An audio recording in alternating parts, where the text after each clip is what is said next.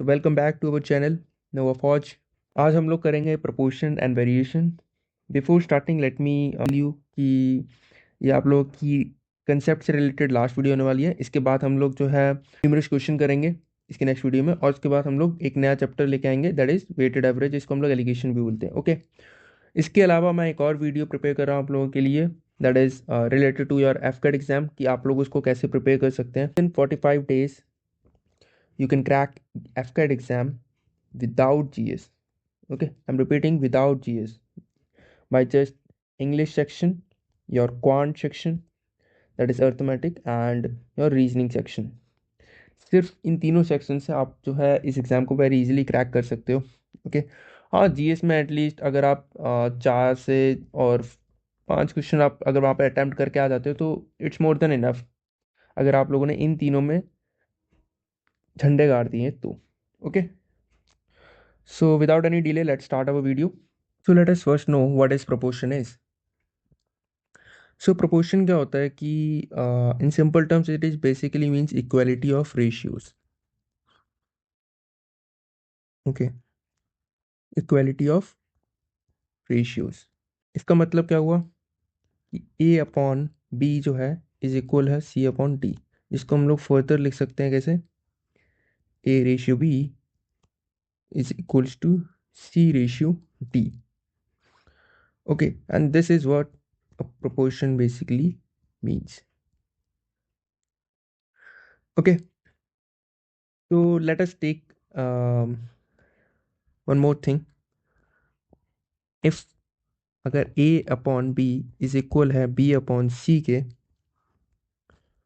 then therefore it basically means a ratio b is equals to c ratio d. तो यहाँ पर जो a है इसको हम लोग क्या बोलेंगे, our first proportion,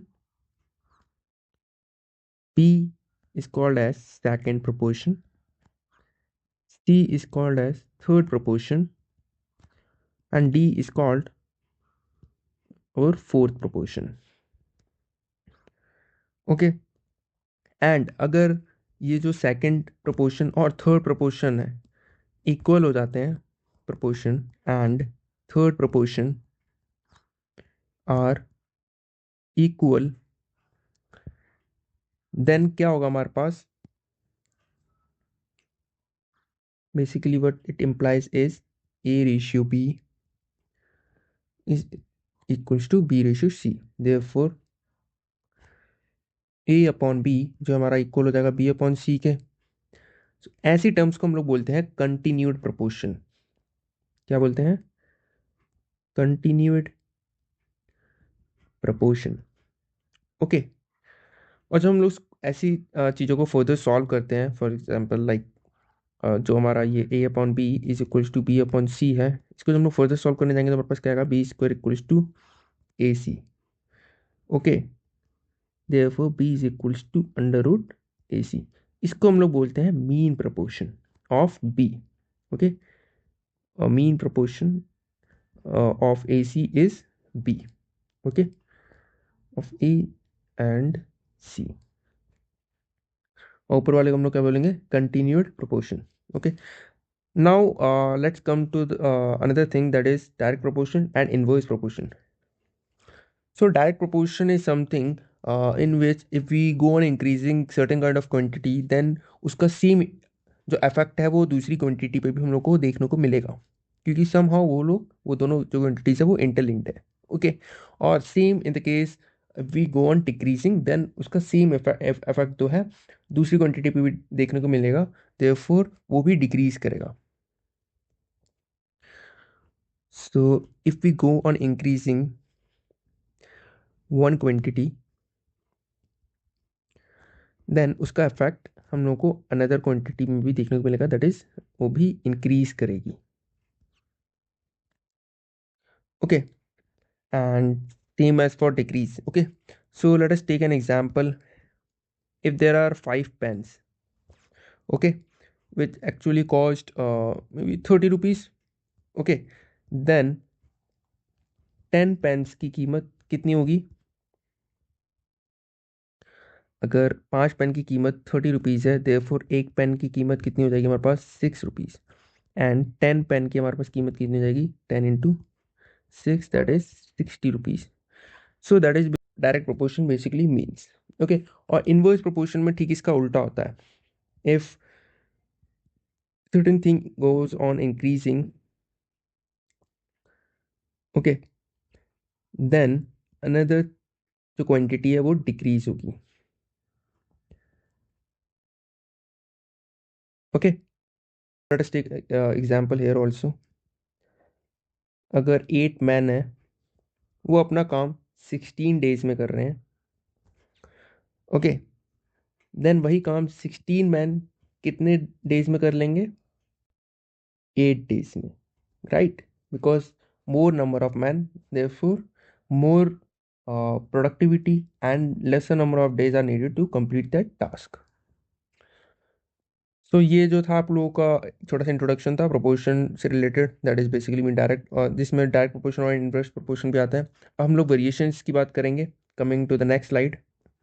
now let us talk about variation. Variation में क्या होता है कि व्हेन देयर आर टू या फिर दो से ज़्यादा क्वांटिटीज़ होती हैं जो कि डिपेंडेंट होती है on each and every quantity, then अगर हम लोग किसी भी एक क्वांटिटी में कोई चेंज लाते हैं, देन उसका सेम इफेक्ट जो है बाकी क्वांटिटीज़ में भी देखने को मिलता है. Okay, so it can be increase or it can be decrease. Okay, so for example, जैसे हम लोग सैलरीज में देखते हैं, इफ सैलरी जो है इंक्रीज करती है किसी पर्सन की, then there is a direct impact on savings as well as on expenditure. Okay, therefore increase in salary will create a direct impact on savings, भी इसकी इंक्रीज कर सकती है, एंड एक्सपेंडिचर जो है भी इंक्रीज होंगे. Okay,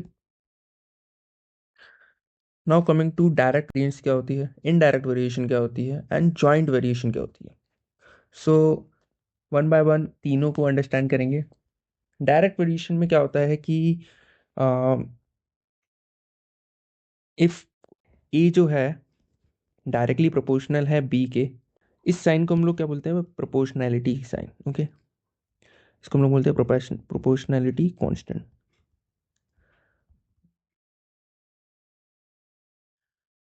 constant. ओके, सो अगर ए जो है डायरेक्टली प्रोपोर्शनल है बी के, देन अगर हम लोग ए को इंक्रीज करेंगे तो बी भी इंक्रीज होगा, और अगर ए को हम लोग डिक्रीज करेंगे then B will also decrease. और इसको हम लोग फर्दर ऐसे भी लिख सकते हैं कि ए इज इक्वल टू के बी. ओके, सो यहाँ पर के जो है हमारा वो क्या है, कांस्टेंट. और इसको हम लोग, अगर आप लोगों को के को रिमूव करना है तो के बेसिकली जो है इसको फर्दर ब्रेक करके लिख सकते हैं, like A1 is equals to के B1, जो and A2 is equals to के B2. तो जब हम दोनों को डिवाइड करेंगे तो हमारे पास क्या आएगा, A1 अपॉन B1, सॉरी, सो इन दोनों इक्वेशन से हमारे पास क्या आ जाएगा, A1 upon A2 is equals to B1 upon B2. Okay, now coming to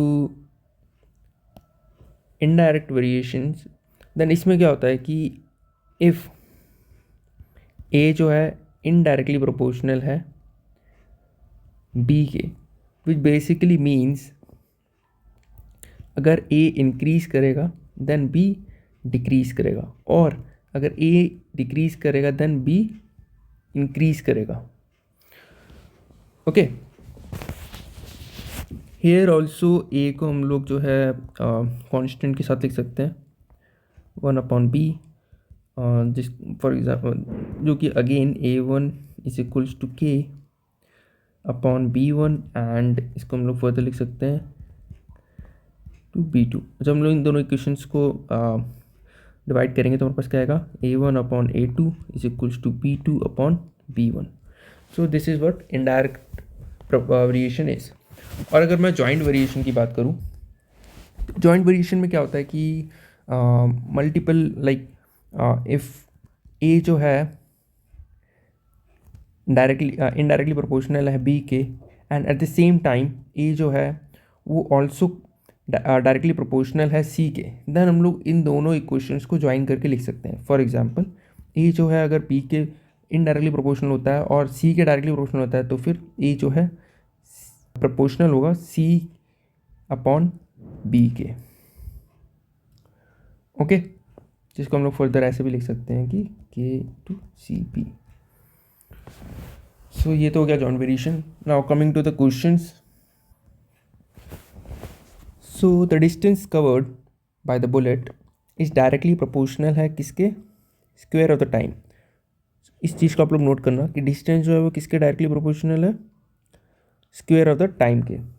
okay, taken by the bullet. और बुलेट जो है 100 मीटर डिस्टेंस कवर करती है 10th सेकेंड में. प्लीज़ नोट कि यहाँ पे 10th सेकेंड बात की गई है, ना कि 10 सेकेंड्स. ओके, एंड हम लोग को फाइंड आउट करना है कि 20th सेकेंड में वो बुलेट कितना डिस्टेंस ट्रैवल कर चुकी होगी. So first of all question क्या कह रहा है कि डिस्टेंस जो है वो डायरेक्टली प्रोपोर्शनल है time, square of the time. Okay, इसके अलावा क्वेश्चन क्या कह रहा है कि एट द 10th सेकेंड जो बुलेट है उसने 100 मीटर डिस्टेंस ट्रैवल किया था. देयरफॉर इससे पहले वो 9 सेकेंड कवर कर चुकी होगी यहाँ से यहाँ तक, और एट द 10 सेकेंड उसने कितना किया, 100 मीटर्स, राइट. देयरफॉर जो डिस्टेंस है 10 सेकेंड पे वो कैसे आएगा, डिस्टेंस जो उसने ओवरऑल 10 सेकेंड्स में कवर अप किया है एंड माइनस डिस्टेंस जो उसने 9 सेकेंड्स में कवर अप किया है इज इक्वल्स टू कितना हम लोगों को गिवन है, 100 meters. Therefore k into 10 square minus k into 9 square is equals to 100 given है. देयरफॉर k की हमारे पास वैल्यू कितनी आ जाएगी, 100/19. यही तो है. हम लोगों को क्वेश्चन में निकालना क्या है कि उस बुलेट ने कितना डिस्टेंस कवर किया होगा एट द 20th सेकेंड्स में, 20th सेकेंड पे. ओके, सो ये कैसा आएगा हमारे पास, सी. देयरफॉर क्वेश्चन हम लोगों का कह रहा है कि 20th सेकेंड पे उसने कितना डिस्टेंस कवर किया है. ठीक है, यहाँ से यहाँ तक कितने हैं, 19 second. Okay, so from the हम लोग क्या लिख सकते हैं, 10 square minus 9 square upon that is 20 square minus 19 square is equals to जो डिस्टेंस उसने कवर अप किया अपॉन जो हम लोग को डिस्टेंस फाइंड आउट करना है. तो यहाँ से हमारे पास x की वैल्यू आ जाएगी that is 100/19 into 39. Okay, so x की वैल्यू हमारे पास आ जाएगी 1300/19. तो इतना डिस्टेंस जो है उसने 20th सेकेंड में कवर्ड किया होगा.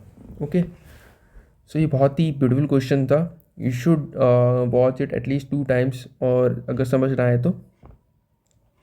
Moving to the next question.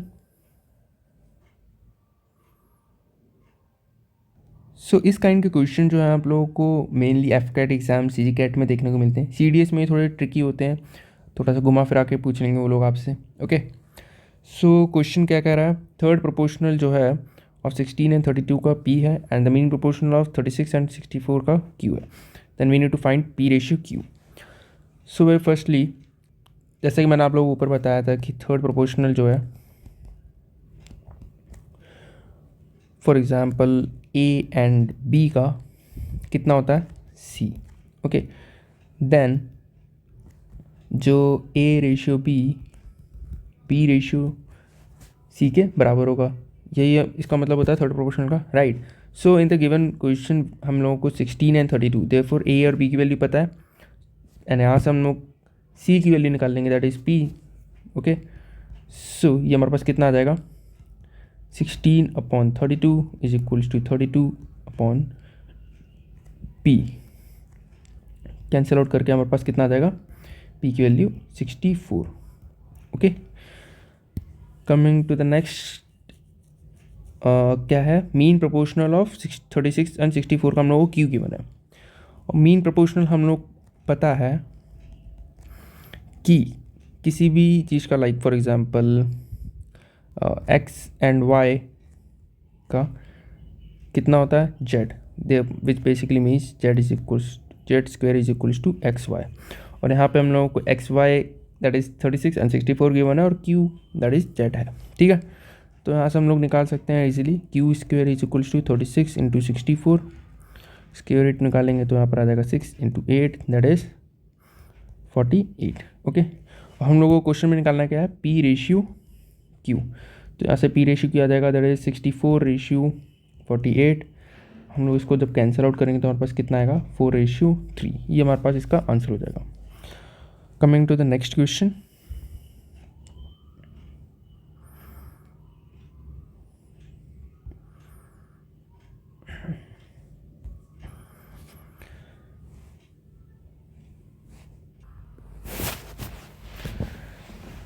So ये बेसिकली कंटिन्यूस फ्रैक्शन का एक तरह का क्वेश्चन है, ओके।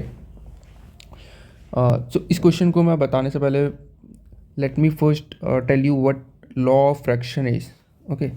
सो यहाँ पे साइड में एक छोटा सा टॉपिक डाल लो आप लोग, that is law of fraction, okay. So ये लॉ ऑफ फ्रैक्शन होता क्या है, अगर a upon B is equal है c अपॉन डी के, and further e upon f is equal है g अपॉन h के, एंड ये सीरीज़ आपकी चलती जाएगी चलती जाएगी चलती जाएगी चलती जाएगी, एंड ये इन द एंड किसके इक्वल होगी, a plus C plus E plus G plus up to N infinity और something upon b plus t plus f plus h plus up to infinity, okay, that is basically in the end means sum of n terms upon sum of denominator term, okay, numerator upon denominator. For example, अगर हम लोग लें then 2/3 इस equal होता है 16/24 के, right. ये further equal होता है 40/60 के, और जब हम लोग इन तीनों को ऐड करें 2 + 16 + 40 अपॉन 3 + 24 + 60, तो हमारे पास ये कितना आएगा, in the end 58/87, that is in finally is equals to 2/3। ये जो है basically this is what a law of fraction is, okay। now coming back to the question में हम लोगों को क्या गिवन है, p upon q is equals to r upon s equals to t upon u is equals to x upon y is equal है 5/8 के। तो हम लोग को फाइंड आउट करना है कि ये कितना होगा, ओके। देयरफॉर हम लोग ये इजीली निकाल सकते हैं, p plus r plus t plus v plus x upon q plus s plus u plus w plus y from the law of fraction से। तो इंडिविजुअल की वैल्यू हम लोग को गिवन है दैट इज़ 5/8, तो ऊपर हम लोग मल्टीपल टाइम्स अगर 5 ऐड करने चाहेंगे, ओके, 5 + 5 + 5 ये t है, ओके, प्लस 5 + 5 अपॉन 8 + 8 + 8 + 8 + 8, ओके। तो ये होता कुछ नहीं है, 5 को हमने 5 बार ऐड किया, देयरफॉर 5 × 5 ऑल्सो भी तो सेम, ओके। 8 को हमने अगेन 5 टाइम ऐड किया, देयरफॉर इसको हम लोग ऐसे भी लिख सकते हैं, और ये जब कैंसिल आउट हो जाएंगे तो हमारे पास अगेन 5/8 आ जाएगा। सो इन द एंड हमारे पास सेम ही वैल्यू आती है, okay. So coming to the next question, that is a upon b plus c, ये बेसिकली यहाँ पर ऐसे है, ओके, सारे के सारे a upon b plus c equals to b upon a plus c equals to c upon a plus b equals to k upon 9। Then हम लोग को फाइंड करनी है कि k की वैल्यू कितनी होगी, ओके। सो सबसे पहले तो हम लोग यहाँ पे लिख लेते हैं a plus b plus c is equals to b plus a plus c is equals to c upon a plus b is equals to k upon 9 दिया हुआ हम लोग को, ओके। अगर हम लोग फर्दर इसको ऐड ऑन करेंगे तो हमारे पास कितना आएगा, by using the law of fraction कितना आ जाएगा a plus B plus C upon नीचे 2 into A plus B plus C is equals to k upon 9। यही बनेगा हम लोगों को। जब हम लोग इसको कैंसिल आउट करेंगे तो हमारे पास कितना आएगा 1/2 is equals to k upon 9 and k की वैल्यू हमारे पास कितनी आ जाएगी यहाँ से 4.5। देयरफॉर ऑप्शन नंबर डी यहाँ पर हमारा जो है करेक्ट हो जाएगा। सो आज के लिए इतना ही, मिलते हैं नेक्स्ट वीडियो में। उसमें हम लोग न्यूमरस क्वेश्चंस करेंगे related to your ratio and proportion and variation, और उसके बाद हम लोग एक नया चैप्टर लेके आएंगे that is related to your weighted average, जैसे इसको हम लोग एलिगेशंस भी बोलता है, जो कि बहुत ही important and critical role play करता है आप लोग आपके मोस्ट ऑफ द जो चैप्टर्स हैं इन द अर्थमेटिक सेक्शन हो गया या फिर क्वांट के जितने भी सेक्शंस हैं ओके उनमें। सो मिलते हैं हम लोग नेक्स्ट वीडियो, और अगर वीडियो पसंद आई तो प्लीज़ लाइक करो and subscribe our channel. Signing off नोवा फौज।